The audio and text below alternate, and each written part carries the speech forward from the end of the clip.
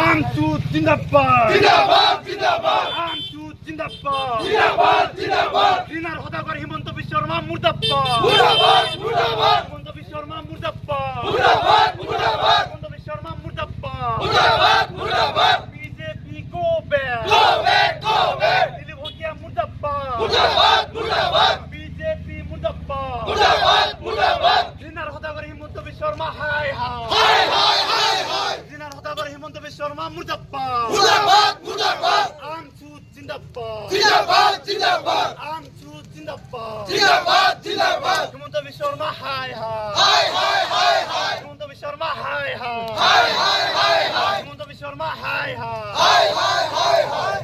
আমি অসমৰ মুখ্যমন্ত্ৰী ঘৃণাৰ সদাগৰ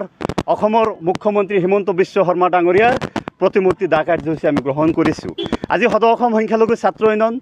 চমুকৈ আমচুৰ মহামান্য সভাপতি মহোদয়ৰ নিৰ্দেশ মৰ্মে আমি সমগ্ৰ অসমৰ লগতে আমি গোৱালপাৰা জিলা আমচুৱেও আজি নৱাগত শিমলুতলা আঞ্চলিক সমিতিৰ উদ্যোগত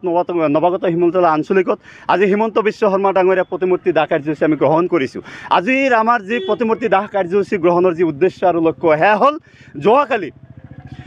বিজেপিৰ অসম প্ৰদেশৰ যি ফেচবুক একাউণ্ট আছে তাৰ পৰা এটা ভিডিঅ' পাব্লিছ হৈছিল, আপোনালোক সকলোৱে অৱগত। আৰু সেই ভিডিঅ'টোত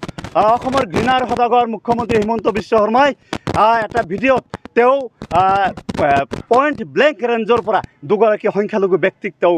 বন্দুকেৰে শ্বুট কৰি আছে, গুলি কৰি আছে। গতিকে তেওঁ এই ভিডিঅ'ৰ দ্বাৰা আচলতে কি বুজাব বিচাৰিছে? আচলতে তেওঁ এই ভিডিঅ'ৰ দ্বাৰা এইটোৱে বুজাব বিচাৰিছে নেকি যে অসমৰ সংখ্যালঘু মুছলমানসকলক আজিৰ তাৰিখত বিজেপিয়ে বা হিমন্ত বিশ্ব শৰ্মা ডাঙৰীয়াৰ নেতা পালি নেতাই তেওঁৰ লগত থাকে তেওঁলোকে গুলীয়াই হত্যা কৰিব লাগে। আজি গোটেই অসম জুৰি তেওঁ ঘৃণাৰ পৰিৱেশ এটা সৃষ্টি কৰিব বিচাৰিছে। বিভিন্ন জাতি জনগোষ্ঠীৰ মাজত ভাতৃঘাতী সংঘৰ্ষ তেওঁ লগাব বিচাৰিছে। আজি এই বিষয়টো লৈ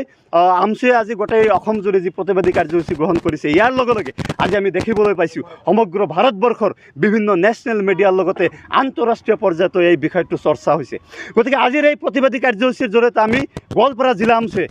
আমি দাবী উত্থাপন কৰিছোঁ যে ঘৃণাৰ সদাগৰ হিমন্ত বিশ্ব শৰ্মাই এই মুহূৰ্ততে তেওঁ নিজৰ পদৰ পৰা পদত্যাগ কৰিব লাগে। কাৰণ এগৰাকী মুখ্যমন্ত্ৰী তেওঁ সংবিধানৰ শপত খাই তেওঁ মুখ্যমন্ত্ৰী আসন অলংকৃত কৰিছে, কিন্তু সাংবিধানিকভাৱে